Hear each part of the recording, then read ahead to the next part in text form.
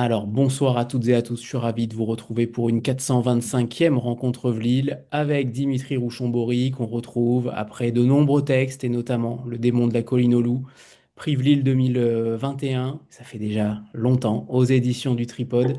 Celui-ci, c'est Mouette qui est sorti la semaine dernière, le 15 janvier dernier. Bonsoir Dimitri, je suis ravi de te retrouver.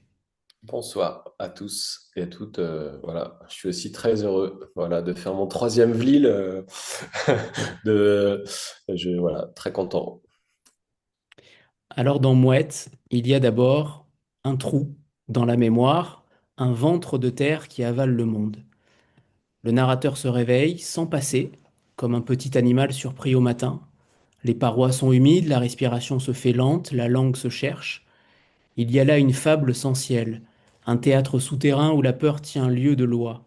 On pense aux cavernes d'enfance, mais aussi aux gouffres plus vieux encore, ceux de l'histoire. Mouette fait la promesse de l'air, et qui paradoxalement signe la chute. La langue de Dimitri Rouchon-Bory sait être brutale et tendre à la fois. Elle fouille la chair des mots et la polit comme une pierre. Ici, la violence n'est pas spectacle, elle est matière, mémoire et épreuve. Entre fable, huis clos, quête, Lester ou Wick arpentent des tunnels qui ressemblent à des souvenirs cassés. Lisa revient comme une lumière intermittente, une note qui revient dans la partition. César et Squeak nomment, ordonnent, classent et façonnent une morale souterraine. L'intrigue pousse vers l'extrême pour mieux interroger la condition humaine, et puis ce roman tient une balance du gore et du gracieux, du monde concret et du mythe. Le fait divers est manié jusqu'à le transfigurer, or rien n'est gommé et tout s'intensifie à l'écoute des plaies. Mouette est un livre qui chante malgré son air de chant funèbre. On y lit une cartographie de la honte, mais aussi du possible. L'écriture est une lampe vacillante, précise, obstinée, et ces images qui vous collent à la peau comme le sel à une falaise. La voix narrative sait passer du dérisoire au grandiose en une respiration, le grotesque y côtoie le sacré, le trivial touche au rituel, et puis au milieu de la claustration, il y a la tendresse comme fissure. Mouette va interroger la survie. Comment se tenir, comment nommer encore? C'est un livre qui demande du courage, d'abord au lecteur, ensuite au personnage.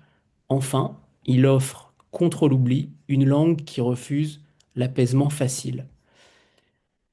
Alors Dimitri, je suis ravi de te retrouver pour cet ouvrage qui te ressemble et à la fois ne te ressemble pas. C'est ça qui est intéressant, c'est qu'on a l'impression que finalement tu te renouvelles, tu arrives à te renouveler à travers les romans. Après Le démon de la colline au loup, après Ritournelle, après Faribole, Le chien des étoiles, qui travaille cette violence, qui travaille la mémoire, la fraternité troublée. Comment tu situes ce texte dans toute ton œuvre, puisqu'on peut parler d'œuvre là, clairement, ça fait déjà quelques années que tu grattes autour, que tu grattes cette roche, que tu grattes ce boyau dont on va parler ensuite. Comment se situe Mouette dans ton œuvre? Eh bien, Mouette, alors c'est rigolo parce que Mouette, c'est d'abord l'histoire d'un embranchement, puisque ça m'était un peu sorti de l'esprit, mais en fait, j'ai vraiment commencé à écrire Mouette en même temps que j'étais en train d'écrire Le chien des étoiles. Et, euh, Et donc, j'ai pas écrit exactement les deux textes en parallèle, mais Mouette m'a vraiment dérangé pendant Le Chien des Étoiles. À l'époque, le texte ne s'appelait pas Mouette d'ailleurs. Mais donc, j'ai interrompu l'écriture du chien pour écrire cette histoire de boyau. Et, euh, et je pense qu'à l'époque, bah, j'étais vraiment dans une écriture encore un peu brute de la violence. Et, et soit je partais à ce moment-là dans mon écriture avec Gio et toute la bande pour ceux qui ont lu Le Chien des Étoiles, c'était une manière d'être à l'air libre, même si c'était un peu étouffant. Soit je partais sous terre et donc j'ai fait un peu les deux en même temps. Euh, je pense que Mouette, c'est presque pour moi le plan ultime. C'est vraiment le moment où je vais, pour moi, affronter, euh, sans échappatoire possible pour moi, la possibilité de trouver encore de l'humanité dans le plus petit espace de la violence. voilà, je me mets dans un huis clos absolu avec quelque chose qui, moi, euh, je ne vais pas dire me terrorise, mais en tout cas m'obsède un peu. C'est ces situations qu'on appelle communément l'abolition du discernement dans le monde judiciaire. C'est ce moment où le crime échappe à la conscience de celui qui l'a commis. Et où on sait que pour tous ces gens, la trajectoire, ça va être d'essayer de se réconcilier avec ce qu'on a fait. Comment on se réconcilie pour soi-même avec quelque chose d'aussi atroce qu'un crime commis. Et donc, je pense que c'est cette petite intuition qui m'amène dans le boyau avec Lester. Et quand je commence le texte, bah, c'est vraiment un geste un peu fou. C'est-à-dire que vraiment, je me jette dans le boyau avec lui, mais je sais absolument pas comment on en sort. Et d'ailleurs, le lecteur non plus ne sait pas comment il s'en sort. On fera tout à l'heure, à la fin de la rencontre, pour ceux qui l'ont lu en entier, on parlera de cette fin qui révèle beaucoup de choses. Mais avant cela, tu as envoyé un texte, un autre texte qui s'appelle Inconsolable. Et il est important parce que d'en parler, puisque je ne sais pas si ça va devenir un livre. Les éditions du Tripode ont dit que ça allait devenir un livre. Tu vas peut-être nous en parler. Je vais citer une phrase de ce texte-là pour mettre aussi en lumière ton ressenti par rapport à ton écriture, par rapport à ces procès criminels qui te façonnent totalement. C'était mon premier procès criminel et je venais de découvrir qu'après, quand on sort, on se sent sale. On est sali d'une chose dont il est impossible de se défaire, une glaise, et ce n'est pas comme une poussière qui serait constituée d'une matière tout autre. Non, c'est une substance moite et humaine que d'aucuns appellent la vérité. Ça, c'est intéressant parce que le fait même, tu es journaliste judiciaire depuis des années, tu as côtoyé pendant 20 ans ces affaires-là, tu dis que tu reviens un petit peu sur cette histoire du démon de la colline au loup qui t'a aussi beaucoup atteint. Dans quelle mesure tu vas sûrement nous le dire aussi, même si on est beaucoup à le savoir déjà, mais ces procès criminels, le fait d'être sali, sont aussi extrêmement liés à ce livre-là, à Mouette, à cette glaise, à ce boyau finalement qui ensevelit totalement une pensée, un esprit et une destinée. Raconte-nous cette histoire de ce texte qui a été envoyé il y a quelques semaines par le Tripode. Oui, tu es en train de dire à tout le monde que toi, tu as un texte que personne d'autre n'a et qui va peut-être faire un livre, et c'est vrai. Euh, Ce texte, on est un peu comme dans le boyau, c'est-à-dire qu'on commence par un texte, on arrive sur un autre texte. Je suis désolé pour tout le monde, parce que c'est effectivement sans doute un texte qui va faire un livre prochainement. C'était un texte qui était hyper important pour moi parce que euh, on est dans un contexte politique qui est quand même assez particulier et j'ai eu besoin de me projeter sur la possibilité qu'un jour revienne le débat sur la peine de mort. Et ça a interrogé très fortement ce que moi j'avais pu vivre pendant 20 ans dans les tribunaux, à côtoyer ce qu'on pourrait appeler le pire, et avec cette espèce de pensée obsédante qui était de toujours essayer de comprendre pourquoi certains sont à ma place sur un banc en train d'observer d'autres qui sont en train d'être jugés. C'est quoi la différence entre celui qui est jugé et celui qui juge? C'est quoi la différence entre le journaliste qui est assis à l'audience et la personne qui va être condamnée à 6 mois, à 1 an, à 20 ans? Et c'est quoi le point commun entre moi qui suis assis là et la personne qui est assise sur le banc des victimes et qui a subi des fois des atrocités? Et en fait, ce qui est très particulier, c'était toujours bousculé par à la fois tout ce qui nous rassemble et tout ce qui nous sépare. Et je pense qu'il y a quelque chose qui explique cette énigme-là. C'est ça, je pense, qui me fait écrire. C'est de continuer à la fois essayer de considérer qu'on doit être tenus tous ensemble dans la même humanité, sans pour autant nier le fait qu'il y ait des gens qui sont des victimes et d'autres qui sont vraiment des coupables. Et à la fin, ça donne toujours l'impression qu'on est à la fois un peu tous victimes et un peu tous coupables. Chacun à des degrés divers. Euh, donc moi, ça, c'est ce qui me bouscule, c'est d'essayer de comprendre euh, voilà, pourquoi tout ça arrive, ce que ça nous dit de nous, ce que ça devrait transformer en nous aussi, de le savoir. Et ce texte qui s'appelle Inconsolable, il est parti sur l'intuition qu'il fallait parler de la peine de mort et de parler de la justice et de parler de ce que sont les gens qu'on croise dans les tribunaux, de ce que sont les vies des gens autour de nous, de toutes ces choses qu'on ignore alors que ça se passe à côté de chez nous, mais surtout finalement de ce que ça a transformé en moi d'être le témoin, l'observateur de tous ces procès. Et, euh, et ce rapport à cette espèce de vérité autour de ce que c'est que l'être humain, de ce que c'est que la condition humaine, ce moment où on peut plus faire marche arrière parce que, euh, parce que justement, en fait, si on veut raconter les gens qui rentrent dans le boyau, on est obligé de les suivre dans le boyau à un moment et d'essayer de voir ce qui se passe euh, voilà, dans une cartographie qu'on maîtrise pas, et qui n'est pas la nôtre, qui n'est pas celle de la normalité, et dans laquelle on va quand même trouver à la fois de l'humanité et des espaces qui sont terrifiants et qui pourraient nous donner l'impression qu'ils sont plus de l'ordre de l'humanité, pourtant si, ils le sont toujours. Euh, et donc il y a une manière, sans doute, à travers tous ces textes, euh, d'essayer de nous empêcher collectivement de tomber dans un discours un peu facile sur la monstruosité, sur l'idée que le mal, c'est l'autre, c'est pas nous, alors qu'en fait, c'est déjà nous, en fait. Et qu'est-ce qui fait qu'on arrive à s'en préserver? Qu'est-ce qui fait qu'on arrive à pas sombrer alors que d'autres sombrent? C'est quelque chose qui me travaille énormément, sans doute. Ouais. Justement, Euh, je sais oui, pas si vas-y. je réponds à ta question, hein, mais Oui, non, mais justement par rapport à cette violence qui traverse tous tes livres, mais que tu arrives à littérairement mettre en avant, à mettre de côté parfois, on sent que c'est un sujet qui t'importe énormément et en même temps, certains lecteurs peuvent, ne peuvent, enfin, comment dire, peuvent voir cette violence-là comme déjà trop cruelle, trop vive, trop difficile à accepter. Qu'est-ce que tu pourrais leur répondre justement? Est-ce que la violence, littérairement, elle est nécessaire pour aussi comprendre notre monde actuel? ouais, surtout qu'on est dans un monde de plus en plus violent, au fond, sur les formes symboliques, c'est-à-dire il y a énormément de gens qui aujourd'hui s'inquiètent du fait qu'on n'arrive plus à trouver des espaces communs, ne serait-ce que parfois pour des discussions.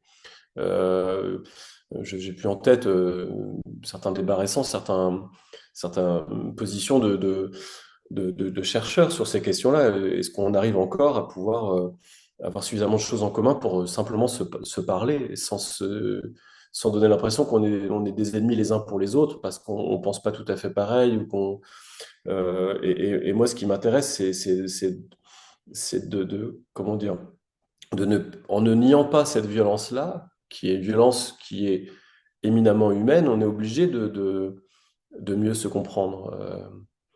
Et donc, bizarrement, c'est ça qui est très étonnant, et c'est que je pense qu'on ne peut être des meilleurs êtres humains qu'à la condition d'accepter qu'on a en nous cette violence. Et alors, surtout peut-être parce que dans le texte que tu cites, qui s'appelle Inconsolable, il y a aussi, euh, je parle de deux choses qui ont été importantes pour moi, c'est notamment le jour où je me suis rendu compte que 99% des gens que je voyais jugés dans les tribunaux, c'était des hommes. Et je me suis rendu compte alors ça paraît peut-être évident quand je le dis comme ça, peut-être que tout le monde le sait ou que personne ne le sait, mais n'empêche. Donc quand on est soi-même un homme et qu'on se retrouve au tribunal et que toute la journée on voit juger des hommes pour toutes les atrocités du monde, c'est quand même très compliqué de ne pas se dire, eux c'est moi, quoi. Donc qu'est-ce que moi je fais, qu'est-ce que je suis, qu'est-ce que j'ai de commun avec tous ces gens quand je dis ça, il faut bien comprendre que je ne me sens, moi, ni des pulsions de meurtre, ni d'agression, ni de rien du tout. Mais c'est pas grave. Euh, Ça permet d'avancer sur aujourd'hui tout un tas de débats qu'on a et qu'on a pu voir passer sur ah non, pas lui, c'est impossible qu'un tel ait commis telle chose, etc. Et en fait, quand on est au tribunal toute la journée, on n'a plus de doute sur le fait que n'importe qui peut, à un moment donné, basculer dans quelque chose qui, d'ailleurs, le dépasse. Et donc, à partir du moment où on a ce socle un peu de conditions humaines qui vient nous titiller sur qui on est, comment on essaie de rendre un peu les choses meilleures et autour de nous, et comment on se rend meilleur soi-même, je pense que c'est impossible d'affronter la question de savoir comment on peut se rendre meilleur soi-même pour les autres sans affronter cette question de la violence et de la violence de la condition humaine. et de la manière dont la société fabrique aussi et refabrique de la violence, ou en tout cas ne sait pas comment la traiter autrement qu'en la caricaturant ou en la faisant exister dans des espaces sensationnels, ponctuels, etc., quoi. Voilà, je pense que moi, je travaille autour de toutes ces questions-là tout le temps. N'hésitez pas à envoyer des salves de questions si vous trouvez que je ne suis pas clair, hein, voilà. Tu l'es, C'est des tu choses l'es. qui sont difficiles à exprimer parce que tu vois, c'est un travail aussi qui est en cours pour moi d'essayer de peut-être de comprendre tout ça pour évoluer dans mon écriture et puis mais en tout cas, je n'aurais pas pu me libérer d'un certain nombre de choses dans mon écriture si j'avais pas écrit tous ces textes. Parce qu'il fallait que moi, je me libère aussi à la fois pour le dire simplement, d'une forme de traumatisme quand même, enfin en tout cas de ce qu'on appelle un stress post-traumatique indirect, lié à trop de confrontation à des formes de violence pas toujours extrêmes, mais en tout cas répétées. Et puis parce que la littérature m'a justement aidé à aller explorer les espaces et y laisser des choses qui étaient plus belles que ce que j'avais trouvé en rentrant. C'est la première fois que tu te livres d'ailleurs avec ce texte-là, avec Inconsolable, aussi Ouais, frontalement. Et oui. c'est vrai qu'on attendait ce texte-là, entre guillemets, pour faire toute la lumière. Et à la lecture de ce texte-là, désolé, hein, on tease énormément. Mais c'est vrai que c'est un texte tellement éclairant sur ce que tu es, ce que tu écris et ce que tu as vécu. On en reparlera, on t'invitera à nouveau pour ce texte-là. On va revenir sur Mouette, mais je trouve que c'est assez incroyable de voir que tu as été capable de parler de ce que tu as pu vivre, ce qui n'est pas toujours le cas. En fait, ça a été très doux. Enfin, juste pour terminer là-dessus, mais Mouette, ça a été un texte assez compliqué à écrire. Et je me suis rendu compte que je ne pouvais pas, j'aurais pas pu continuer à écrire ou j'aurais tourné en rond si je n'allais pas encore plus loin dans le fait d'ouvrir un peu les plaies, quoi. Et donc, Inconsolable, c'est un texte qui a été extrêmement douloureux à écrire parce qu'il a fallu que vraiment, je réouvre toutes les plaies pour le raconter. Mais c'était impossible à faire de la même manière que parfois un chirurgien, voilà, pour mieux découper, il faut redécouper. Donc, mais si je l'ai fait, c'est parce que le sujet, je pense que je peux le dire avec vraiment honnêteté, le sujet, c'est pas moi, en fait, c'est que j'avais l'impression à travers ou au travers de cette expérience, il se jouait quelque chose qui était beaucoup plus important et plus essentiel que moi. Et c'est juste ce petit regard sur la condition humaine qui, à mon avis, peut nous éclairer et peut avoir une influence sur le rapport qu'on a les uns avec les autres. Moi, je pense que ce qui m'obsède vraiment, c'est de se demander comment on peut faire mieux que ce qu'on fait les uns avec les autres. Ouais, vraiment. Alors, on va revenir en effet sur Mouette et notamment ce lieu, le boyau, la grotte, tout devient personnage finalement. Est-ce que tu peux parler de ce paysage souterrain comme une sorte d'espace un peu éthique, symbolique, métaphorique? On peut pas évidemment dire ce qui s'y trame, mais on peut déjà décrire clairement comment se réveille ce personnage-là qui s'appelle Lester, Wick, un petit peu plus tard dans le récit, qui se réveille dans ce boyau. Pourquoi tu as choisi aussi cette absence de mémoire comme commencement, comme incipit? Qu'est-ce que l'oubli t'a permis de faire au niveau narratif et au niveau moral? Alors, en fait, c'est très caricatural, mais c'est vraiment un truc qui m'a réveillé en pleine nuit. C'est-à-dire que je dormais à peu près correctement et je me suis réveillé d'un bond en me disant il faut absolument que je raconte l'histoire d'un type qui se réveille sous terre et il ne sait pas ce qu'il fait là. Et ça arrive à tout le monde de se réveiller la nuit avec des idées et le lendemain, soit on les oublie, soit on trouve que c'est complètement naze. Et là, le lendemain, vraiment, ça m'obsédait ce truc. Donc, c'est pour ça que j'ai interrompu l'écriture du Chien des Étoiles pour commencer à écrire ce texte. Et en fait, quand, euh, quand quand je commence à l'écrire, je fais comme d'habitude quand j'écris, c'est-à-dire je raconte que voilà, il se réveille exactement ce que l'idée que j'ai eue. Je raconte voilà, il se réveille sous terre et il sait pas ce qu'il fait là. Et donc après, il faut bien que je continue. Et donc, comme lui, il a rien d'autre à faire puisqu'il est sous terre, il commence à ramper. bon, bah, moi, je fais pareil, je raconte le début de ces premiers moments et c'est ça qui me lance dans le texte. Mais au départ, je ne sais pas si je vais raconter un texte de spéléologie, après tout, pourquoi pas, hein. Je m'étais dit, tiens, ça pourrait être rigolo de raconter vraiment une histoire d'aventure souterraine, etc. Mais sauf que je suis un peu rattrapé par ce que je suis. Et donc, très vite, je me rends bien compte que cet espace qu'il appelle le boyau et mais qui est un peu une grotte, mais qui est à la fois pas vraiment une grotte, c'est un espace dont on ne sait pas bien s'il n'est pas un peu vivant. Et très vite, ce personnage, il installe une relation. En plus, il lui parle. Il a l'impression que ce boyau a des intentions le concernant. Et petit à petit, dans l'écriture, je me rends bien compte que, euh, effectivement, ce boyau, ça va pas être juste une grotte, en fait, et que ça va raconter un enfermement un peu différent. Euh, et et, et c'est comme ça que je me lance vraiment, je pense, dans l'écriture. C'est le moment où je comprends que le boyau, c'est pas un livre de spéléologie, c'est autre chose que je suis en train d'essayer de mettre en place.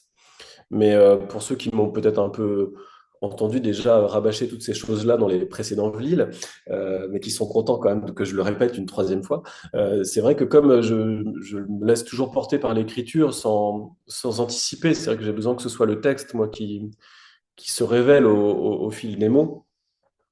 Dans celui-ci, ça a été très compliqué parce que c'est un texte avec de multiples étages et de multiples cercles qui s'emboîtent les uns dans les autres. Et donc, il fallait que j'accepte quand même de ne pas complètement le maîtriser parce que si je le conceptualise, ça deviendrait quelque chose d'abstrait et d'insincère. Et en même temps, il fallait que j'essaie de l'éclairer suffisamment pour pas me tromper d'espace d'écriture et rester dans cette ambiguïté, voilà, que ça ait l'air vrai, mais que ça ait pas l'air vrai en même temps. Comment tu sors de cette écriture finalement, tout le début du livre, avant que la lumière arrive, avec Mouette notamment, mais avant cette lumière-là, dans quel état tu es au moment d'écrire tout cela, dans ce boyau, enfermé dans ce boyau? C'est quand même très particulier comme ambiance. C'est nauséabond, ça sent pas très bon. Il y a quand même beaucoup d'odeurs, beaucoup d'imaginaire qu'on n'a pas forcément envie de côtoyer. Dans quel état tu es au moment de l'écrire? Est-ce que tu es dans une bulle totale? Alors, je vais pas dire que ta chambre est couverte d'excréments, on va pas aller jusque-là, mais est-ce que tu es dans une immersion totale quand tu écris tout le début du texte, la première partie? Et est-ce que ensuite ça change? Est-ce que l'écriture, l'état d'esprit change aussi dans ta manière d'écrire?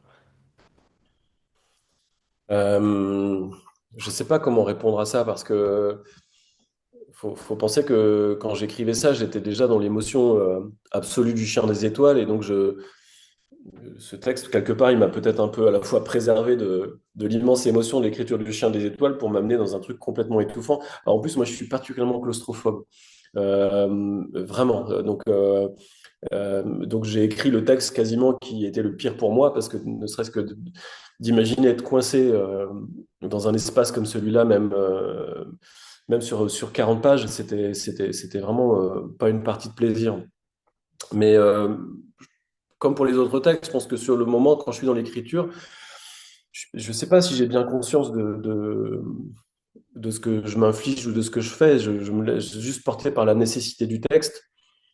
Ce qui était très bizarre, c'est que ce texte, il a besoin pour que sa globalité ait du sens, ce texte, il a besoin aussi que la première partie, le moment où Lester est dans le boyau et qu'il rampe, il y a un besoin d'un léger flottement que moi-même, et il faut pas qu'il soit trop extrême. Mais donc moi, je suis juste dans l'inconfort de ça, c'est-à-dire que dans l'inconfort de pas savoir où tout ça me mène du tout. Et pendant très longtemps, j'ai détesté cette première partie, même à la relecture, quand on l'a travaillé avec Frédéric Martin. Vraiment, mais j'aimais pas cette première partie du tout. Je trouvais qu'elle était vraiment naze. Et je me suis réconcilié avec elle en comprenant ça, la nécessité que cette première partie portait bah, de devoir être justement un peu labyrinthique aussi et un peu voilà parce que c'est le moment où le boyau s'installe et je peux pas faire autrement à mon avis que d'accepter ça. Et ça se comprend. C'est évident que la deuxième partie n'existe pas sans la première. Est-ce que tu pourrais nous lire un premier extrait, Dimitri? Ouais, alors j'ai choisi un premier extrait qui est assez court mais qui est euh, c'est un passage où donc Lester est dans le boyau. L'air est plus frais et mouillé, ma respiration est devenue moins brève. J'arrive à lui donner un peu d'aise. J'améliore ma technique pour ramper. J'imagine que je vais m'endurcir. Je m'arrête un instant pour caresser la paroi. Est-ce qu'il y a là d'autres gens comme moi dans la roche? Est-ce que leur âme est ici? Ils ont durci peu à peu et ensuite ils ont été digérés. Je ne ressens aucune présence, aucune.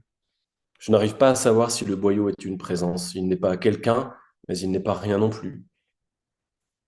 Quand le tunnel bifurque sur la gauche, je remarque cette balafre dans la roche. Elle m'arrête un instant. Je caresse cette cicatrice, la couture du hasard pour unir dans l'éternité ces masses qui n'étaient peut-être pas faites l'une pour l'autre. Du trait d'union goûte franchement une eau claire. Je me contorsionne comme il faut pour déposer poche à eau et m'allonger sur le dos, la tête sous le goutte à goutte. L'eau est froide, je m'en frotte le visage. Je fixe la goutte qui se forme lentement à la surface de la roche. Ses efforts pour s'arrondir, s'alourdir jusqu'à s'arracher enfin d'une fissure invisible, puis chuter. Elle attrape alors des reflets comme pour s'en souvenir, puis elle atterrit sur moi, j'en gobe une. Elle a le goût du boyau. Je reste là, bouche ouverte, et j'ai l'impression de devenir plus lourd moi aussi, plus dense. Je tète au sein du boyau. Tant pis, tant mieux. Moi aussi, comme cette eau, je finirai peut-être par me détacher, m'arracher d'une fêlure. Merci, Dimitri. Alexandre, c'est à toi.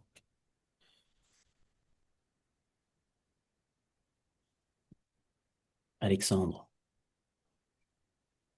il n'a peut-être pas allumé son Et non, micro. non, je Si, pensais que c'est c'était bon, l'autre qui contrôlait le micro, Anthony. Pardon, désolé. pas de souci. Salut Dimitri. Salut Euh, Alexandre. alors j'ai une petite question, mais du coup je vais te la poser, même si Anthony, je pense qu'il allait te la poser. Puis j'ai une remarque aussi. Je vais commencer par la remarque. Moi j'ai mis beaucoup de temps à entrer dans le roman. J'ai échangé avec les autres lectrices qui ont pour la plupart été fans dès le début. Alors moi, je connais toute ton œuvre, donc c'est vrai que j'ai mis un petit peu de temps à rentrer dans le roman. Je me suis posé parfois la question de certains détails, pourquoi ils étaient là, je trouvais que c'était pas très cohérent et tout ça. Et en fait, j'ai fini le roman un peu speed cet après-midi. Et en fait, quand j'ai terminé le roman, j'ai compris en fait la construction du roman, un peu en poupée gigogne, avec une confusion permanente jusqu'à la dernière ligne. Le lecteur est dans une confusion permanente et surtout j'ai eu beaucoup de réponses à cette première partie. Finalement, au début j'étais pas très convaincu et au final je le suis beaucoup plus. Voilà, et je pense que c'est un roman qui peut être lu. En tout cas, je pense que je relirai la première partie maintenant avec le recul, avec plaisir, pour essayer de voir tous les indices que tu y as placés. Donc voilà, chapeau pour la globalité du roman. Euh, et ma question, en fait, alors peut-être qu'elle arrive un petit peu comme un cheveu sur la soupe parce que c'est peut-être pas le bon moment, mais je la pose quand même. C'est quelle est la place dans la construction de ton roman et dans l'écriture de cette phrase qui revient en anglais régulièrement, cette citation des Pixies. Euh, En fait, à quoi elle fait référence exactement pour toi? Euh, alors, c'est un groupe que j'adore, voilà, que j'écoute encore avec beaucoup de plaisir. J'ai relu, bien sûr, l'ensemble des paroles de la chanson, qui s'appelle Hey, qui est une vieille chanson qui date de 1989. J'ai cru voir quelques similitudes, peut-être thématiques, sur certains passages. Et en fait, voilà, je voulais savoir, toi, qu'est-ce qu'elle t'apporte, en fait, cette. Et qu'est-ce qu'elle apporte à l'intrigue, cette phrase qui est le début de la chanson des Pixies. Et je rajoute, Alexandre, que le fait d'être dans la confusion totale avec le lecteur, c'était déjà le cas pour tes textes. Le démon de la colline aux loups, on a envie aussi de le relire. Une fois qu'on connaît la fin, on a envie de le relire pour avoir tout le sel de ton texte. Et c'est ça qui fait aussi ton talent, c'est que tu arrives à nous émerveiller, à nous transporter, euh, à nous déstabiliser constamment. Et c'est ça qui est aussi extrêmement fort dans Mouette. Là aussi, je te laisse répondre à Alexandre. Merci Alexandre. Deux petites choses. Alors comment je peux... En fait, il faut savoir que j'ai écrit les trois quarts du texte, ce qui correspond à la fin, c'est-à-dire les dernières pages. Je les ai écrits quasiment un an plus tard. Euh, parce que, euh, parce que j'avais une très forte hésitation sur la fin, sur la façon de sortir complètement de tout ça. Et j'ai eu besoin de temps. Et puis, entre-temps, le Chien des étoiles a été publié, etc. Donc, j'ai eu besoin de savoir exactement ce que je voulais faire avec ce texte. Et donc, ça m'a pris un petit peu de temps on va dire, gagner le petit pas de liberté supplémentaire qui me permettait d'assumer cette bizarrerie. Ça aurait pu faire un texte très perturbant et juste poétique, mais j'avais besoin qu'il y ait une résolution dans ce texte. Et effectivement, c'est presque le texte à ne jamais écrire, c'est-à-dire dans dans un monde où lire, c'est déjà si difficile d'expliquer à des gens que le texte ne se comprend que sur les 10 dernières pages. C'est quand même assez particulier comme expérience, mais je pense que c'est ça qui crée effectivement. Euh, c'est pour ça que je parlais de cercle qui s'imbrique en permanence, c'est-à-dire que finalement, quand on est avec ce personnage qui n'a plus de mémoire, on finit nous-mêmes par être dans une forme de lecture et d'oubli parce qu'on est obligé de s'abandonner pour suivre ce personnage. Et quand tout est résolu, eh ben, toute la mémoire du texte nous revient aussi. Et on se dit, ah mais oui, mais ça, c'était, etc. Et donc, comme tu dis, les indices reprennent du sens. Et donc, ce qui est intéressant, c'est aussi d'inclure le lecteur dans la résolution du texte. C'est pas juste une résolution, je pense, qui se fait dans le livre, c'est une résolution qui se fait aussi dans la complicité entre le livre et le lecteur. Mais peut-être que là, je vais trop loin et que je présume des choses, mais en tout cas, moi, ça m'a fait du bien d'accepter ce chemin un peu de difficulté qui était que peut-être on peut se méprendre complètement et lâcher le livre au bout de 15 pages, 20 pages parce qu'on ne voit pas où on veut en venir. C'est pas grave. L'important, c'est effectivement ce qui se joue à la fin. Et peut-être que c'est comme le principe des grandeurs négatives, mais il y a des choses qui n'ont d'importance que parce que l'expérience précédente a généré des frustrations et des questions et des doutes. Et pour la question des Pixies, en fait, c'est pareil, comme pour les autres textes, en fait, j'ai laissé faire un peu l'intuition, mais quand j'ai commencé à écrire, et la question de la sonnerie du téléphone est arrivée, et que voilà, les Pixies, et en fait, je pense que, alors moi, je suis pas allé plus loin que la première phrase de cette chanson des Pixies, qui est une sorte d'appel à l'étrangeté, à la relation. C'est Been trying to meet you, c'est exactement cette question de la rencontre. Et ce texte, finalement, il pose de toute manière la question de l'altérité et de la rencontre avec l'autre. Et j'adore la sonorité très étrange un peu cette entrée en matière dans la chanson des Pixies. C'est une chanson qui est très étrange, en fait. Et puis c'est aussi la question de la fuite, puisque ça démarre ainsi. Je fuis parce que ça me fait une occupation, mais pour être honnête, ça ne sert à rien. Elle est intéressante cette phrase parce qu'on a l'impression que le personnage, il fuit constamment quelque chose. On ne sait pas quoi, on ne sait pas qui, parce qu'il y a des fantômes qui finalement le ramènent à la presque réalité. Mais comment tu pourrais définir cette fuite à travers le personnage et peut-être à travers la tienne? Est-ce que ça sert à rien la fuite? Oui, parce que je pense quand même que la fuite, c'est ce qu'on fait tout le temps.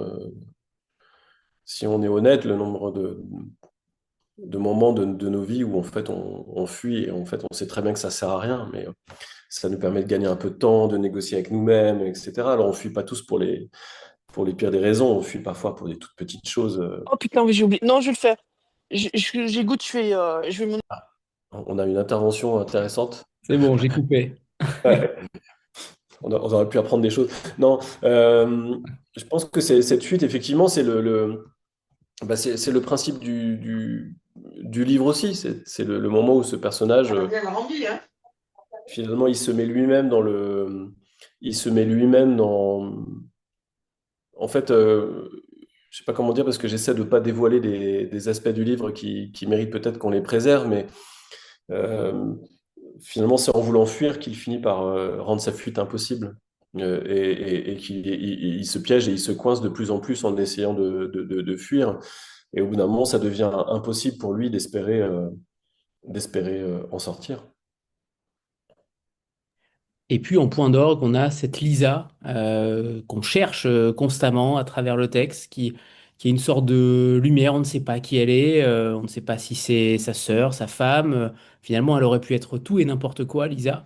Mm. Elle revient comme en éclat dans la conscience du narrateur, en fait, comme des bribes, comme des appels à l'aide. En tout cas, on a du mal à comprendre aussi où ça peut nous mener. Et en réalité, on comprend très vite, très vite, non, pas très vite, mais on comprend petit à petit, quelle place elle occupe, quelle place occupent les figures féminines dans Mouette, entre sauvetage et énigme, puisque Mouette va être aussi extrêmement important, là aussi de manière métaphorique, mais pourquoi insérer autant de féminin dans ce texte-là extrêmement glauque, au début, sur la première partie notamment, mais Lisa et Mouette, elles sont intrinsèquement liées. On va pas trop en dire non plus, mais c'est une quête aussi de la féminité. J'ai trouvé le texte en fait extrêmement féministe. Alors, peut-être que de prime abord, c'est pas forcément visible, mais je trouve que c'est un point d'orgue qu'on voit pas forcément à la lecture du texte, mais j'ai trouvé en tout cas que ça a apporté beaucoup de lumière. Quel a été justement ton rôle pour éclairer cette partie, ces deux personnages, Mouette, Lisa, qui viennent éclairer davantage le texte encore? C'est une question qui est très compliquée pour moi euh, parce qu'effectivement, je pense que je sais pas si tu te souviens quand on avait discuté ensemble du démon de la colline loup, il y avait des moments où euh, on avait parlé de la nature, de l'importance de la nature, et je m'étais rendu compte combien ces petits passages où je parlais de la nature, etc., c'était ma manière à moi d'apporter un peu de souffle et un peu d'apaisement dans le texte. Et où petit à petit, je m'étais rendu compte qu'il y a des moments où voilà, je laissais mon personnage, Duke, parler. Il y a des moments où j'avais besoin d'intervenir un peu pour calmer la tension du texte.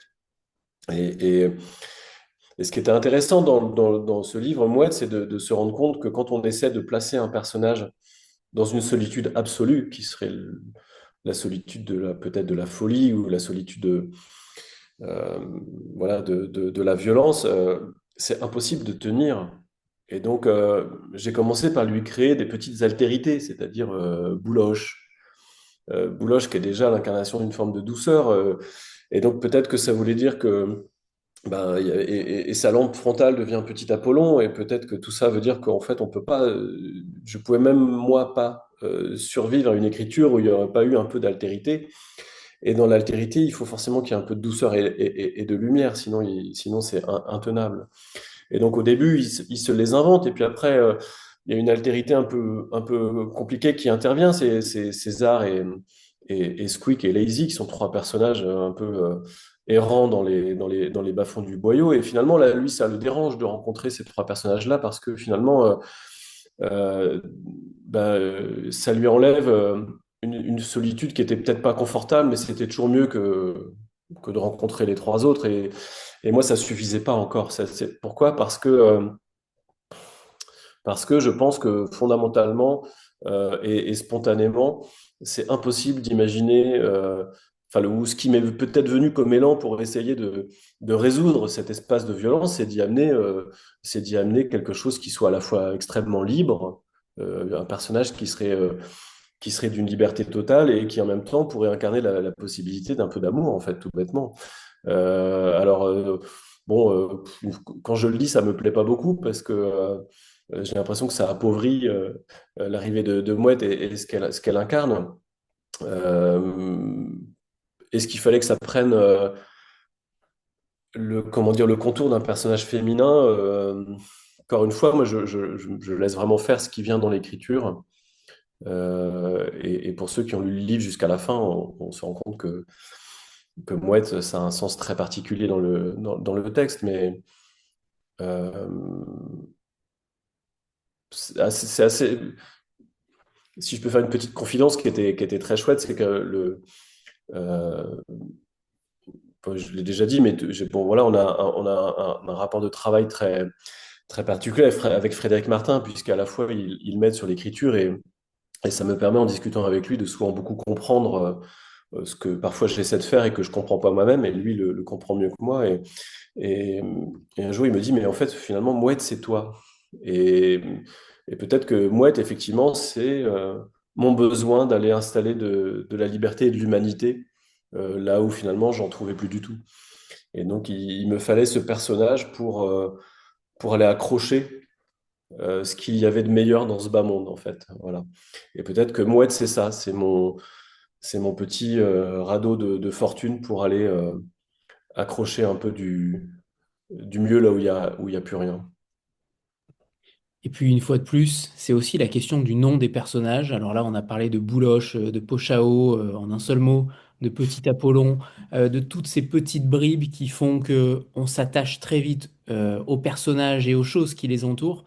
Wick, Squeak, César, mais également Lester. Lester qui n'est à mon avis pas choisi par hasard. C'est aussi lesté, lesté d'un poids, lesté de quelque chose. En tout cas, là aussi je n'ai eu que ce lesté, lesté, moi je l'appelle lesté en réalité, mais dans cette quête-là, tu as ce talent-là aussi pour, avec des petites choses, avec des petites bribes, ne serait-ce qu'avec des noms de personnages, à faire naître un monde autour d'eux. En tout cas, que ce soit avec Duke, que ce soit avec les personnages de Mouette, on a tout un univers qui s'offre à nous. Comment tu travailles ça? Est-ce que là aussi c'est une question de langue, d'oralité?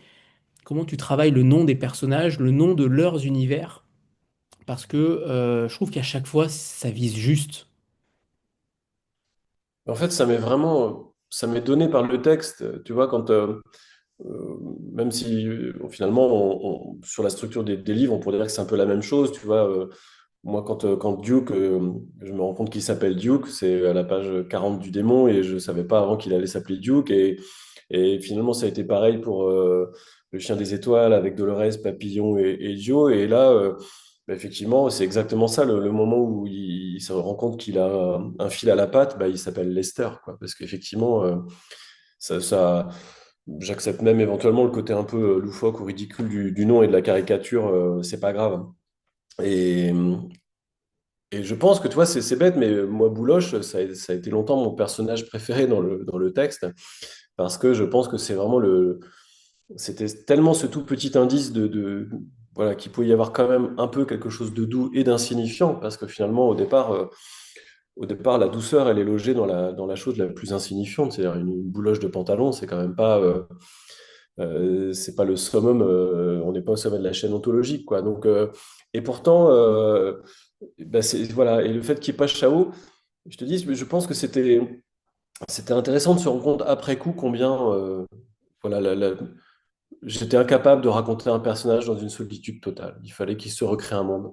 Et donc c'est parce que lui avait besoin de se recréer un monde et un univers un peu relationnel que ces personnages-là ont surgi euh, et qu'ils ont pris leur place et que petit à petit, ça a sans doute permis aussi de donner à ceux qui allaient arriver après, comme César, Squeak et tout ça, de leur donner une juste place. Et ils n'avaient plus besoin de porter ce que les autres avaient déjà incarné avant eux. Et puis à travers ça, tu as réussi à insérer un peu de comique finalement dans le livre, du comique noir, du comique un peu morbide. Et ça, je crois que c'est la première fois que tu le fais. Je sais pas si, comme ça de mémoire, je pense que c'est la première fois, mais est-ce que ça aussi, le rire, ça te permet de te lester aussi de tout ce qui est sombre à côté Est-ce que ça fait partie du travail d'écrivain? En tout cas, je l'ai déjà dit plusieurs fois aussi, mais tu sais que moi, au départ, j'étais persuadé que j'allais faire des livres comiques, hein. Donc moi, mon grand rêve, c'est d'écrire un grand livre comique un jour, une grande comédie. Et donc à chaque fois que je commence un nouveau texte, je suis persuadé que ça va être drôle et que enfin j'y suis. Donc pour l'instant, voilà, je ne peux que confesser mon échec total, mais, mais, euh, mais oui, oui, c'est des moments où ça aussi, je pense que c'est très lié à l'expérience du tribunal. Enfin, il y a des moments où on est dans des audiences où c'est un plomb total et soudain il y a quelque chose d'hilarant qui survient et tout le monde rigole et après tout le monde est gêné d'avoir rigolé parce que c'est comme rire aux enterrements, c'est pas l'espace pour. Mais, euh, mais le rire, ouais, il est hyper salvateur. Et puis ouais, je sais pas si c'est parce que pareil, c'est des moments où moi dans le texte j'ai besoin d'un peu plus de légèreté. Je sais pas. Je sais pas, mais dès le démon de la colline au loup, quand le démon de la colline au loup est sorti, alors au début, tu te rappelles donc à l'état j'étais au moment de la sortie du livre, mais en tout cas, au début, j'étais super vexé que personne ne note les blagues qu'il y avait dans le texte. Et quand les gens me disaient, c'est quand même vraiment violent votre texte, et moi j'avais tout de suite envie de dire, ouais, mais il y a des petits passages un peu rigolos quand même. Alors, donc j'ai fait ma propre éducation sur les proportions dans mes textes, et donc je me rends compte qu'effectivement, les blagues, il faut parfois un peu aller les chercher, mais j'ai besoin de ça, ouais, de ces petits moments qui sont parfois simplement de l'ordre de l'absurdité, et ça suffit à générer des choses un peu amusantes. Et j'aimerais que tu nous parles, parce que là, pour une fois, c'est une expérience particulière d'être sous terre, d'être dans ce boyau. Je trouve que on n'a jamais autant ressenti les odeurs, les textures, les sons, toute cette synesthésie-là, finalement, qui fait ressentir les choses au lecteur. Est-ce que tu as évolué à travers ton travail d'écrivain depuis le démon ou au tribunal à la manufacture de livres? Est-ce que tu as évolué dans ta manière d'écrire, de décrire les choses, de les faire sentir, de les faire jaillir de ta plume? Est-ce qu'il y a eu une évolution en tant qu'écrivain quand tu relis, par exemple, peut-être Le Démon ou les premiers textes? Est-ce que tu sens une évolution en matière d'incarnation des choses? Ouais, il y a vraiment ça. C'est assez fou d'ailleurs, parce que c'est un peu comme En si tu as fait, ma question, Dimitri, pardon, c'est est-ce que tu sens que tu as évolué ou est-ce que tu es un auteur différent? Parce que tu commençais déjà si fort avec Le Démon de la colline au loup. Est-ce que tu as eu envie de rester sur ce créneau-là, sur cette puissance-là constamment, ou au contraire d'évoluer à travers d'autres, pas thématiques, mais d'autres manières d'écrire? En fait, c'est compliqué de répondre à ça parce que j'ai pas de projet d'écriture. Moi, en fait, je laisse faire. Moi, l'impression que j'ai depuis le démon de la colline au loup, c'est euh, je, je, je suis toujours dans le deuil de ma langue primitive. Moi, le fait d'avoir dû abandonner la langue du démon avec le démon, ça a été très compliqué à gérer. Et la seule chose qui m'a permis de me réconcilier avec l'écriture, c'est de comprendre que cette langue-là, elle était pas morte avec le démon, qu'en fait c'était comme un. Alors quand je le dis, je sais que ça fait toujours bizarre, ça donne l'impression que je suis dans une espèce de chamanisme un peu chelou, mais c'est pas ça du tout. Mais cette langue, c'est vraiment comme quelque chose de vivant qui évolue, qui grandit, qui bouge et qui s'adapte et qui m'amène. Et c'est pour ça que moi, je fais plus confiance à. J'essaie comment dire, d'être capable de suffisamment me retirer dans l'écriture pour que cette langue puisse prendre sa place, en fait. Et quand je dis ça, ça veut dire que moi, je suis soumis à une forme d'écriture qui est surtout une disponibilité. Et c'est cette disponibilité qui permet que par moment, quand l'écriture survient, la langue est différente. Et, et tu vois, chaque texte, quand je le reprends, là pour moi, Mouette, c'est déjà une très vieille écriture. Et là, on peut pas le savoir mais j'ai écrit d'autres textes depuis. Et donc, il y a eu Inconsolable et il y a un autre texte qui est écrit. Et cet autre texte, il est, je pense, encore plus ancré dans cette espèce de description et dans les sensations. Je pense encore plus, mais parce que je pense que c'est ma manière à moi de transiter peut-être de l'intériorité vers l'extériorité. Plus j'abandonne la violence, plus j'arrive à m'extraire, ou en tout cas à moins être victime aussi de la violence, plus j'arrive à revenir dans une écriture qui va vers le monde, qui s'avance dans le monde, en fait. Et donc, je pense que même si je réécris par la suite sur la violence, sur des choses comme ça, ce sera encore d'autres écritures. Et l'écriture me vient avec le texte, tu vois. Ok. Sur cette violence-là, il y a le personnage de César, alors qui intervient à peu près au milieu du livre, qui incarne cette autorité presque mythique. En réalité, comment tu as abordé cette fabrication d'une sorte de tyran au sein d'un microcosme sous terre, de surcroît, comme s'il n'y avait aucun échappatoire, là pour le coup, microcosme total, avec en plus un tyran.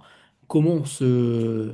Comment on arrive à se sortir de cette situation-là? Comment tu as travaillé cette claustrophobie littéraire? Et alors, je savais pas que tu étais claustrophobe pour le coup. C'est quand même intéressant de se faire du mal finalement. On a l'impression que tu t'es fait du mal en écrivant quelque chose sous terre aussi. Ça traduit aussi d'aller chercher au plus profond de soi, même ce qu'on redoute. C'est difficile d'imaginer écrire en s'épargnant. Mais en tout cas, encore une fois, même là, il n'y a pas de calcul. Peut-être que si j'arrivais à écrire du feel good, et tout ça, ce serait super, super chouette. Et je ne sais pas ce qui se passe quand les autres écrivent, mais là, le propos et l'objectif du propos était impossible à tenir sans aller jusque-là. Et effectivement, dans ce moment où César apparaît dans le texte avec Squeak et Lazy, c'est quand même un moment qui est assez terrifiant pour moi, ouais, parce qu'au départ, en plus, je sais pas bien ce qu'ils incarnent, ces trois-là. Je ne sais pas non plus bien quelle est leur fonction, ni dans le texte, ni dans l'histoire. Et c'est pareil, tout ça ne s'explique pour moi qu'à la toute fin. Quand j'arrive vraiment à terminer le texte, je comprends ce qu'ils ont fait là et ce qu'ils représentaient et pourquoi ils avaient besoin d'être là dans le texte. Et effectivement, César, César, c'est la raison, en fait, c'est le rationnel.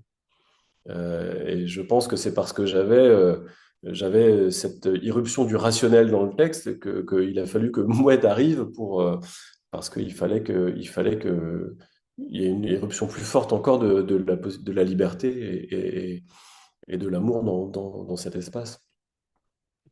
Comment tu qualifies ce texte d'ailleurs? Est-ce que tu...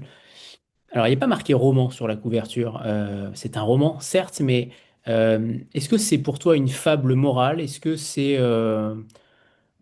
véritablement c'est un engagement sur la rédemption, notamment, ce qui est un petit peu ton combat finalement depuis longtemps? Mais comment tu le qualifierais à quelqu'un qui ne te connaît pas, qui n'a pas lu Le Démon de la colline au loup, qui n'a encore lu aucun de tes textes? Celui-ci, comment tu le placerais sur l'échiquier littéraire? J'en ai vraiment aucune idée. Euh, je sais pas, tu vois, par moment, on pourrait dire que c'est presque un thriller un peu psychologique, tu vois. C'est aussi un livre. Pour moi, ça ressemble un peu à peut-être des textes de la littérature classique. Enfin, je sais pas si tu regardes des textes de Poe, si tu regardes ce que faisait des fois Maupassant. Alors, je dis pas ça pour me comparer avec des maîtres absolus de la littérature, mais La euh, métamorphose? ouais, la métamorphose, en fait, certains livres je me rappelle plus comment s'appelle ce livre de Dostoïevski sur le livre du sous-sol, tu sais, mais je pense que enfin, c'est quand même,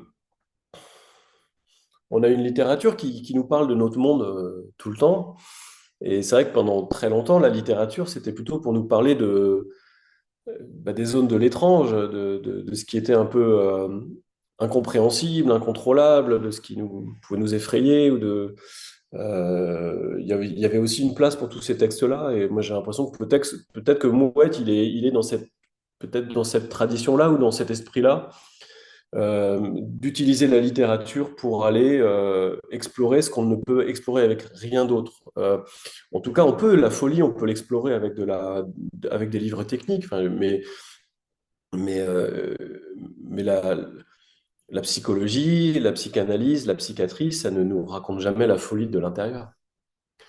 Et finalement, moi, j'avais besoin d'aller avec ce texte explorer la folie et la raconter comme on la raconte jamais.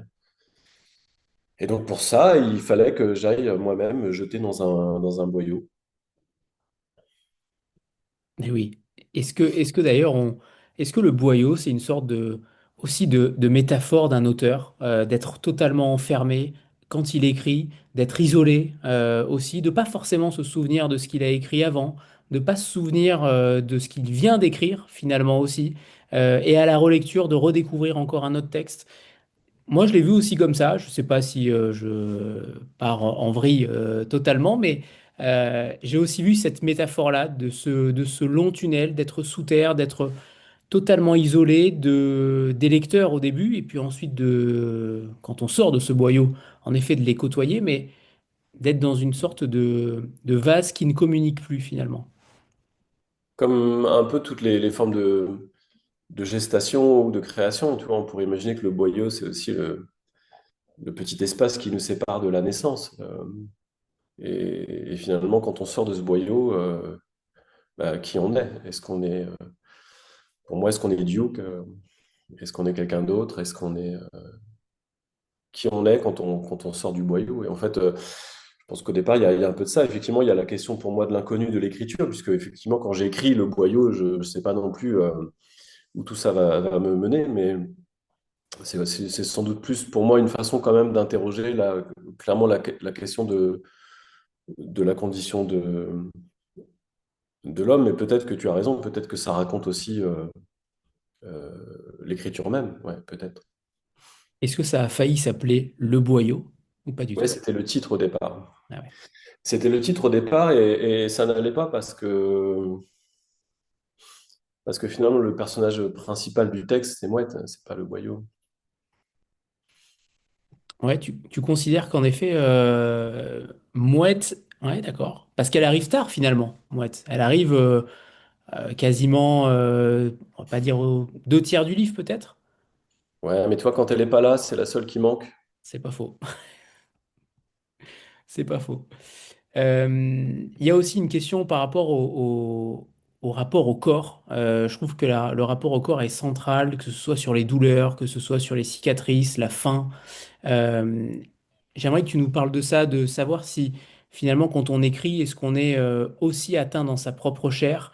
Est-ce qu'on y laisse beaucoup de nous? Est-ce qu'on y laisse aussi des souffrances avec Mouette? Est-ce que tu as laissé une part de toi finalement quand le livre est terminé? Ouais, c'est sûr, ouais. Oui, oui, il y a maintenant pour moi,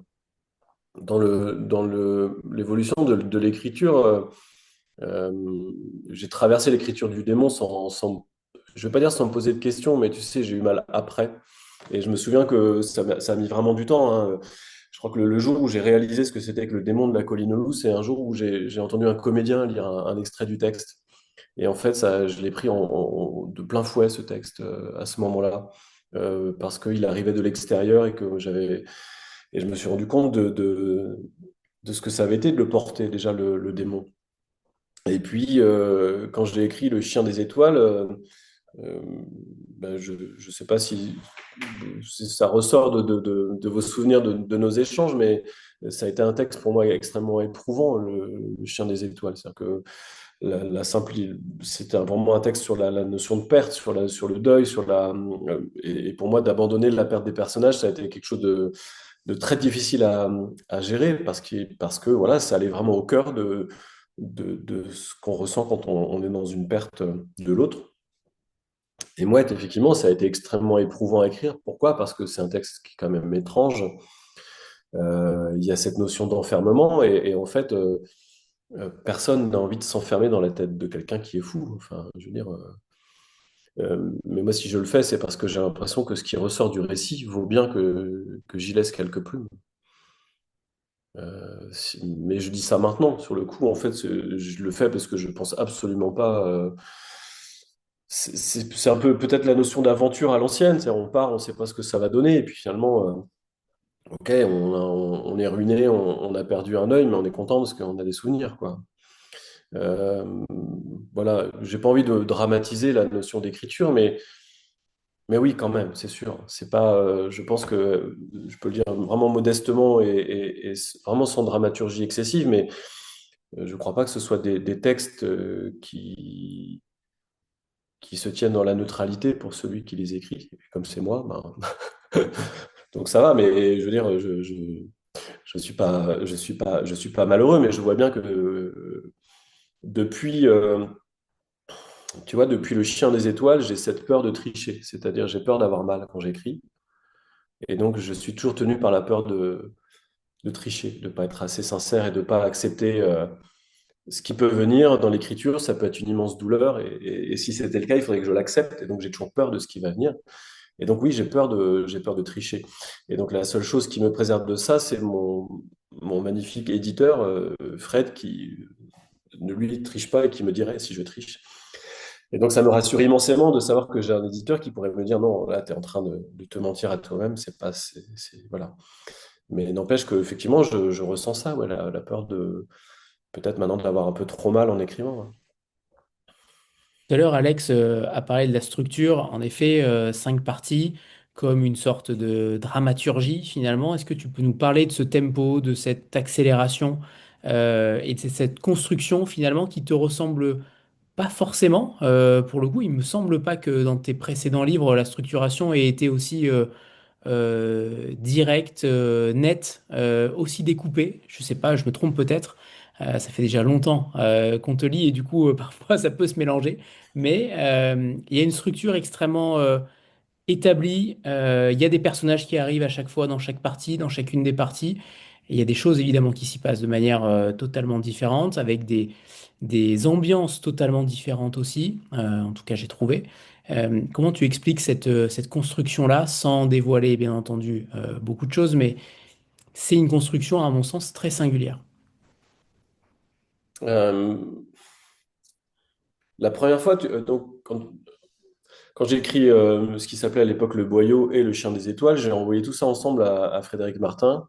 Et comme à chaque fois, le pauvre, il récupère des fichiers Word qui sont invraisemblables parce qu'il y a pas il y a pas de structure, il y a pas de, il y a des débuts de structure, il y a des choses, mais en fait, à chaque fois, je suis tellement souvent, à ce moment-là, quand j'écrivais, j'étais en plus vraiment dans l'émotion des textes, et donc je lui balançais tout ça en lui disant, est-ce que tu peux m'aider à voir si tu trouves un peu quelque chose qui ressemble à un texte là-dedans? Et pour Le Chien des étoiles, il avait vraiment fait un travail énorme hein, simplement parfois d'aller à la ligne et puis de me dire, voilà, j'ai trouvé le rythme dans le texte, je pense que c'est ça. Et Mouette, on l'a laissé reposer vraiment longtemps, et quand j'ai repris le texte quelques mois après, pour essayer de me dire quelle fin, est-ce que je le termine, est-ce que je le laisse là, euh, voilà, est-ce qu'il a, je peux faire quelque chose de ce texte. Les parties étaient déjà un peu plus là, plus clairement là. Et en fait, j'ai pas eu beaucoup d'efforts à faire pour vraiment les isoler les unes des autres. En fait, là encore, c'était vraiment dans la logique du texte.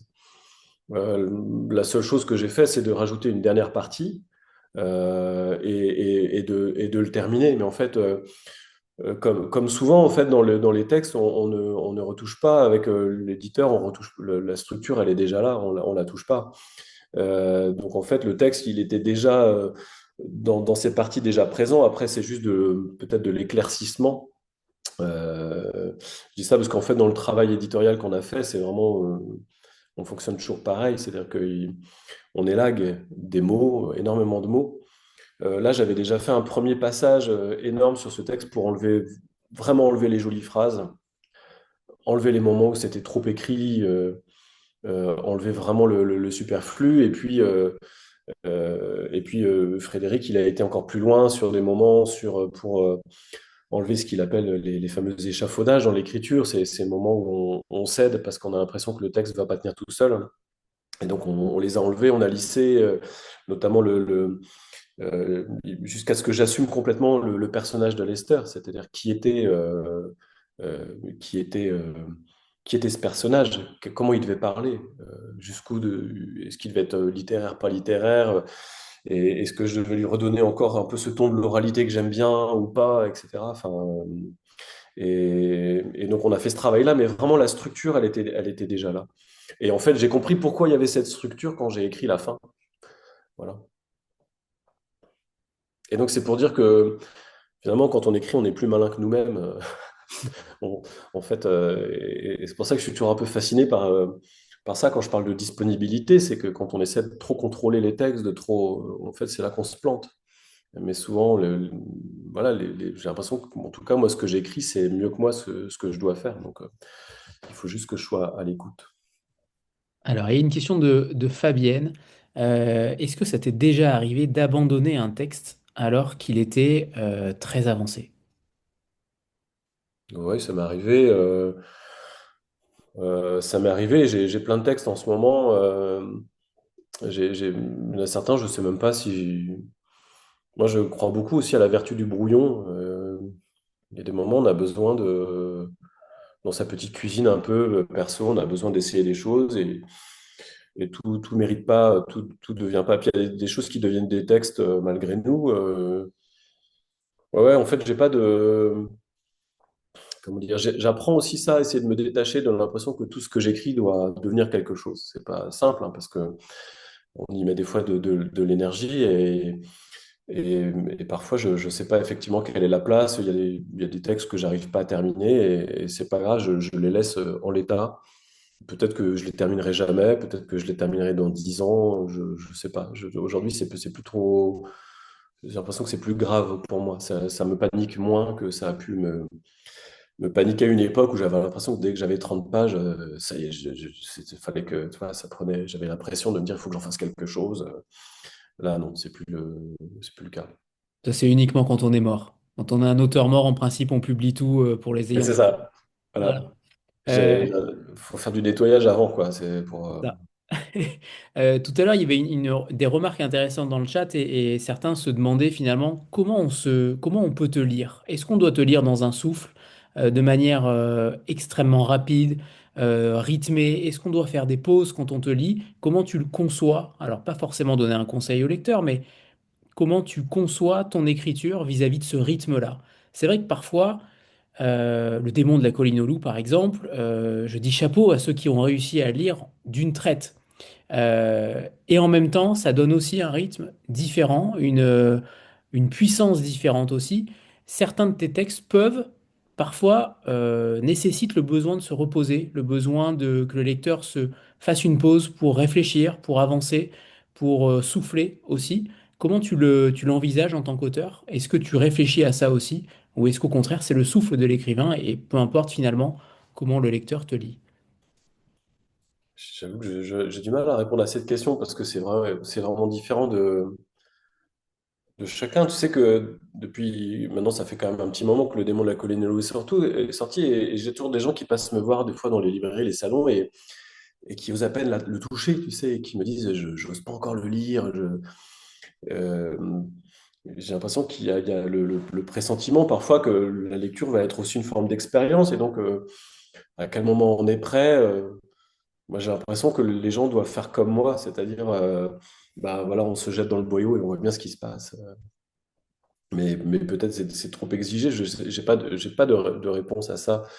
Euh, En fait, ce qui est magique avec la lecture, c'est que chacun en fait trouve son rythme, recrée son rythme selon ses besoins, ses envies. Et en fait, je trouve ça très chouette qu'il y ait une grande liberté à ce sujet.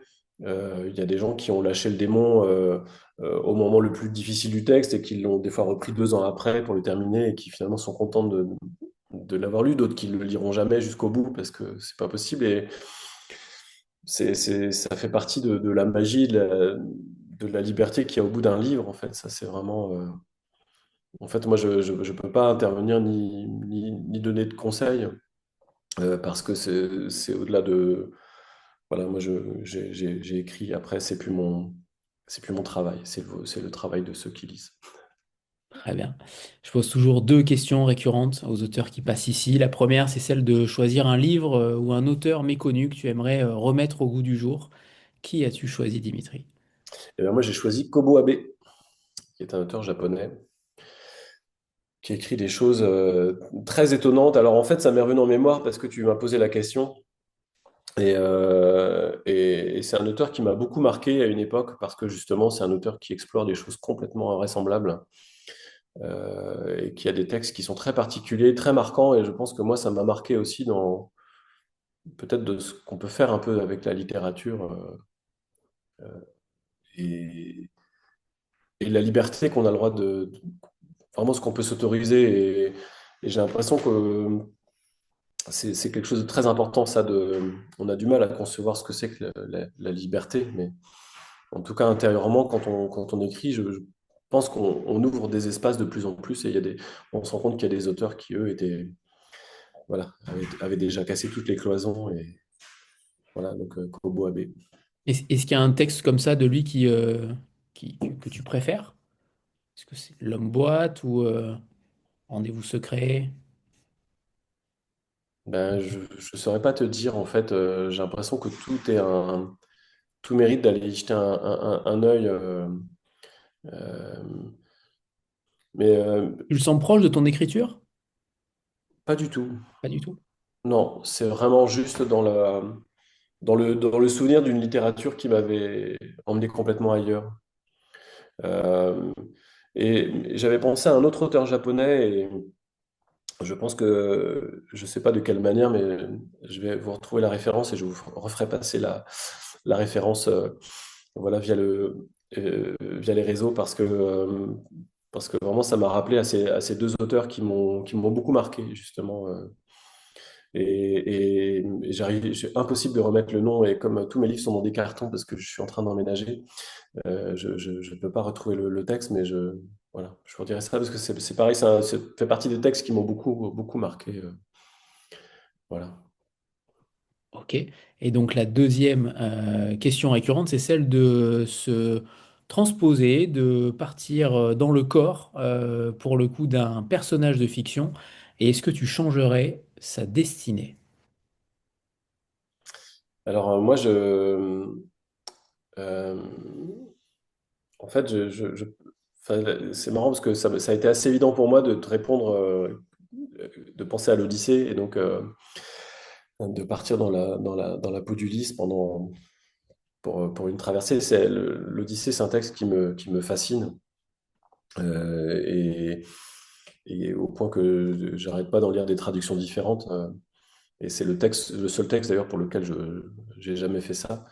Euh, mais je changerais rien de l'aventure parce que je suis Ulysse et pas Homère, tu vois. Donc, et donc, voilà, je pense que je fais assez subir moi des choses à des personnages pour me dire que voilà, je respecterai le travail d'Homère en acceptant de la destinée d'Ulysse de la même manière. Très bien, très bien. Alors donc là, spoiler alerte, on va parler de la fin du livre. Donc ceux qui n'ont pas encore lu le livre, évidemment, vous coupez le son. On vous remettra un petit message dans le chat pour revenir. Alors cette fin, alors on va laisser un petit peu le temps que les gens puissent mettre le son coupé pour éviter qu'il soit spoilé. Cette fin, elle est si particulière, elle éclaire tellement les choses, et en même temps, moi, je suis passé par beaucoup de pistes finalement. Je suis passé par la piste potentielle aussi du démon, je suis passé par la maladie, je suis passé par la folie, je suis passé par la prison, je suis passé par l'enfermement évidemment, mais je suis passé par beaucoup de pistes. Cette fin-là, tout à l'heure, tu as dit que tu ne savais pas encore au départ de l'action comment ça allait se terminer. Comment tu as décidé de choisir la fin qui allait éclairer Mouette? Bah, en fait, je me suis vraiment là encore laissé gagner par l'évidence du texte.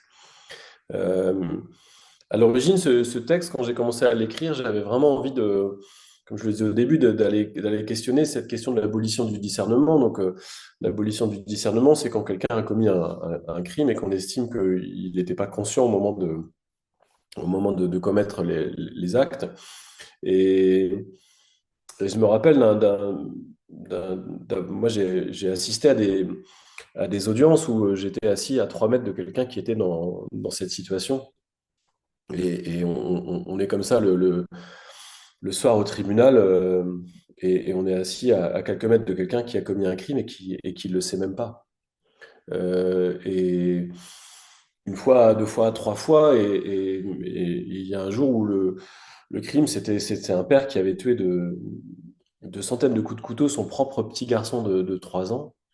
Et j'avais échangé avec un médecin psychiatre qui m'avait dit, mais voilà, le reste de sa vie, ça va être petit à petit essayer de se rapprocher du geste qu'il a commis, et il ne pourra être commencer à guérir que le jour où il va endurer la plus grande souffrance, c'est-à-dire se rendre compte pour lui-même de ce qu'il a fait, ce monsieur.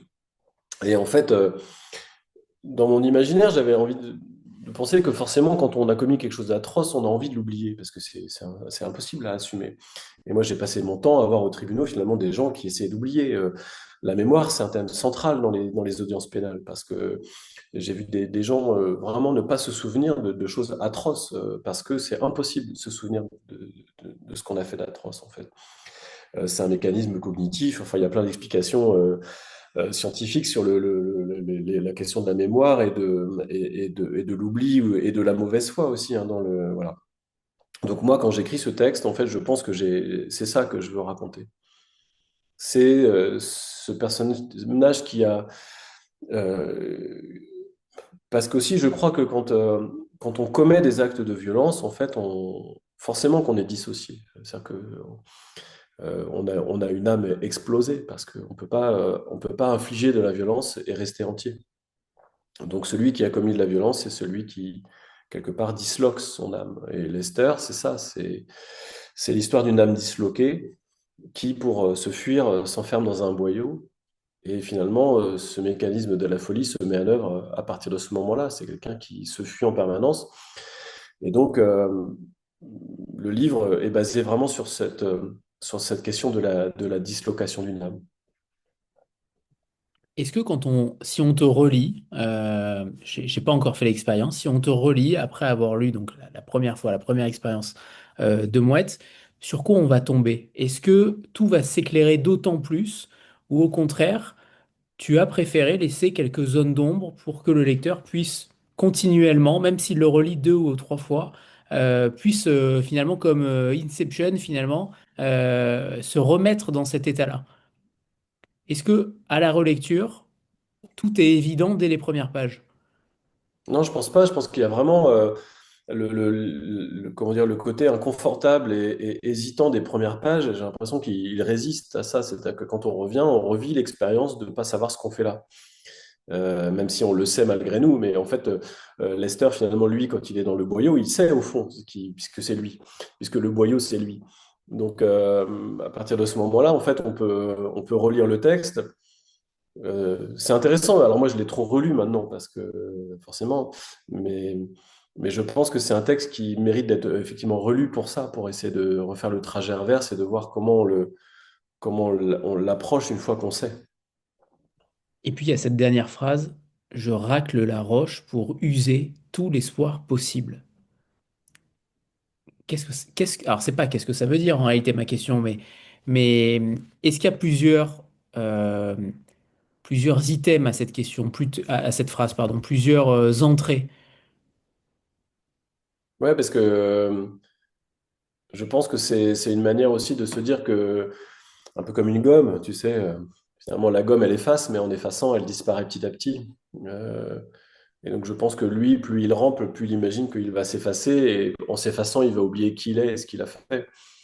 Et donc, ce qui est terrible pour ce personnage, c'est qu'il est prisonnier de deux choses qui sont complètement incompatibles. Il faut qu'il s'oublie, parce que plus il s'oublie, moins il a de chances de se rendre compte de ce qu'il a fait. Mais tout son instinct le pousse à essayer de se retrouver lui-même, parce que c'est impossible de contourner son identité et d'essayer de savoir qui on est, donc de retrouver la mémoire et de retrouver le chemin de qui je suis.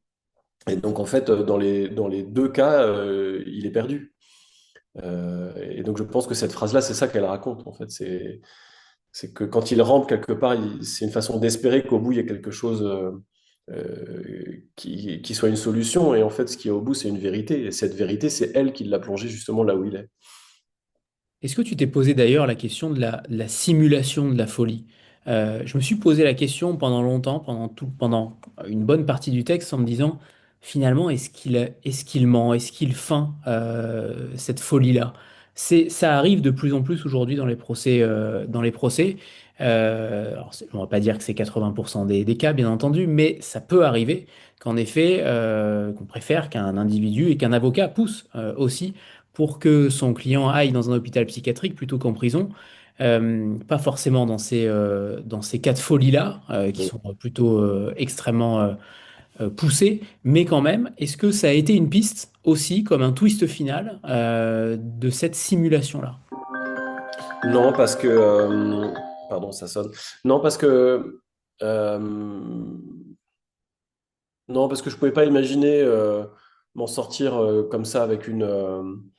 déjà parce que moi, je pense que tous les gens que j'ai croisés, c'était pas des gens qui simulaient, tu vois. Les gens qui simulent, je les ai plutôt racontés dans Faribol ou, tu vois, cette manière qu'ont certains d'essayer effectivement, d'essayer de se faire passer pour des demeurés alors qu'ils ne le sont pas vraiment. Euh, Là, il fallait vraiment que j'aille au bout du bout, c'est-à-dire affronter quelque chose qui est réel et qui est la folie au sens. Alors, d'ailleurs, c'est un mauvais terme, la folie, parce que ça veut rien dire. C'est un terme qui est à la fois un peu trop littéraire et pas assez respectueux de ce qu'est la maladie mentale, la maladie psychique. Là, on est vraiment dans l'idée de comprendre. L'histoire, on la comprend comme ça parce qu'en fait, on est avec Lester. Et en fait, tu vois, si on reprend l'idée que tout le livre, finalement, c'est la personnalité d'un seul homme, euh, Lester, finalement, c'est la conscience.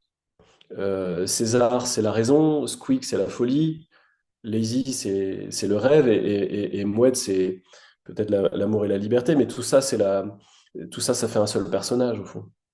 Et en fait, c'est juste quelqu'un qui essaie de gagner petit à petit toutes les parts de lui-même qu'il a dispersées parce que ça a été exposé par son crime.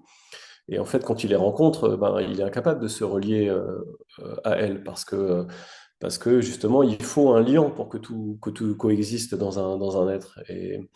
Et s'il n'a pas la conscience du crime, il ne peut pas se réunir lui-même. Charlotte, c'est à toi. Bonsoir à toutes et tous. Bonsoir Dimitri. Alors, je pense Ah, que, Charlotte, en tu fait, vois. oui, vous m'entendez? Ouais, Pardon. très bien. Ok. En fait, je pense que vous avez déjà à moitié répondu à la question, mais c'est pas grave.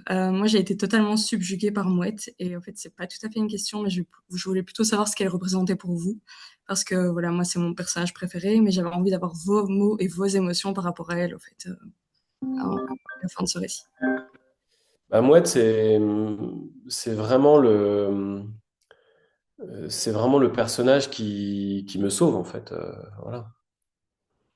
C'est le personnage qui me sauve moi dans l'écriture et c'est la seule possibilité c'est la seule possibilité à un moment d'une fin heureuse. Et c'est vrai que moi, le texte au départ, je l'arrête au moment où ils s'enfoncent dans le lac et ils se mettent à nager tous les deux. Et moi, j'arrête au départ le texte là parce que je vois pas comment continuer sans Mouette, en fait, au départ. Il y a aussi ça.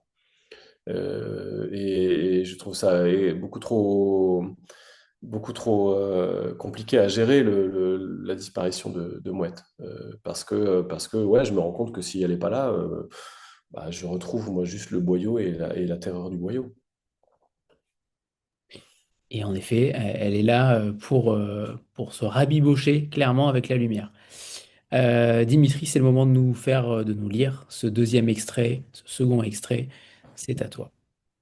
Alors justement, c'est un passage avec Mouette.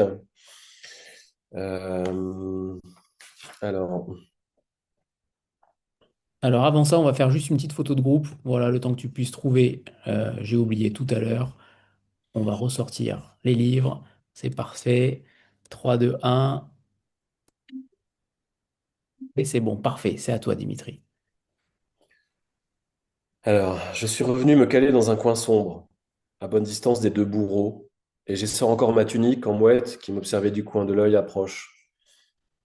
Tu tiens le coup? Oui, ça va aller. Ils ne t'ont pas raté.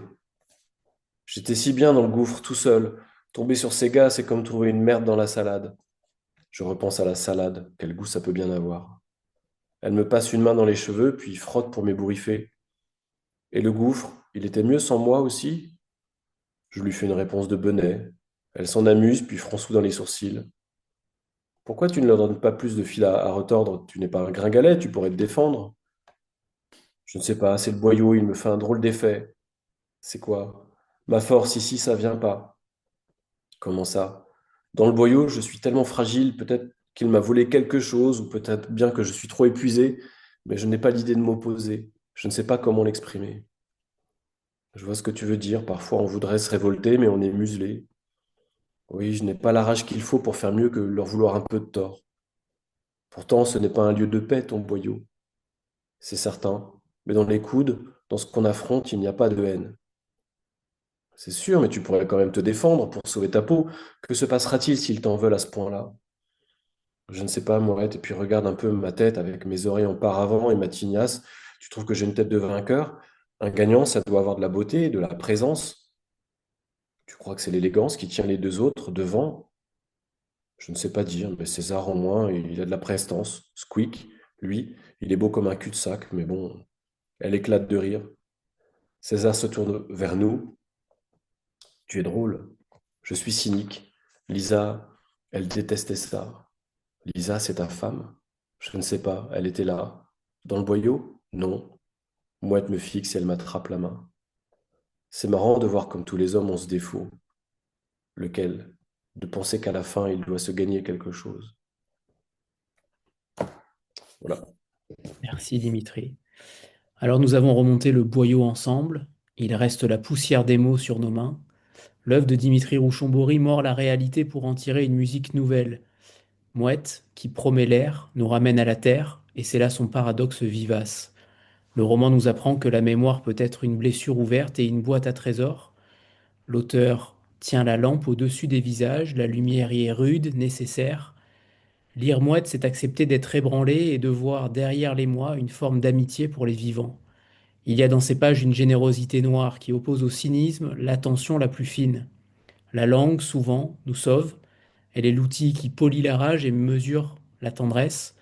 Le monde du roman ressemble à un miroir cabossé où se reflète notre époque singulière, mais ce reflet n'est pas miroir d'accusation, il est invitation à écouter ce qui hurle en silence.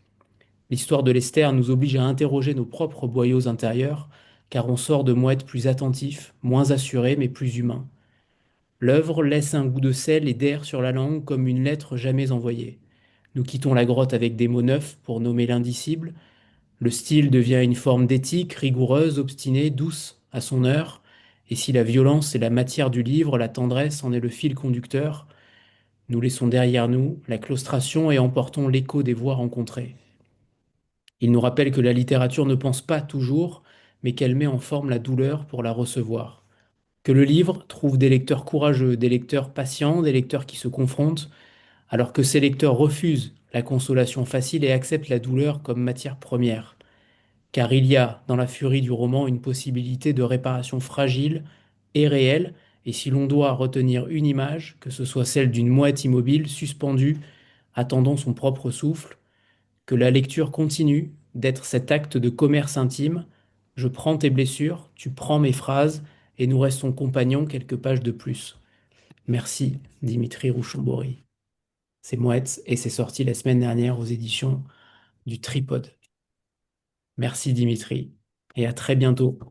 Merci Anthony, merci à tous. Et très très beau texte, Anthony. Merci Bravo, beaucoup. c'est incroyable. J'aimerais écrire comme ça. Ouais, c'est ça. Très beau. C'est un beau compliment. Je le prends. Allez, je le prends. Voilà, c'est 2026. Merci à tous. Très belle soirée à tous.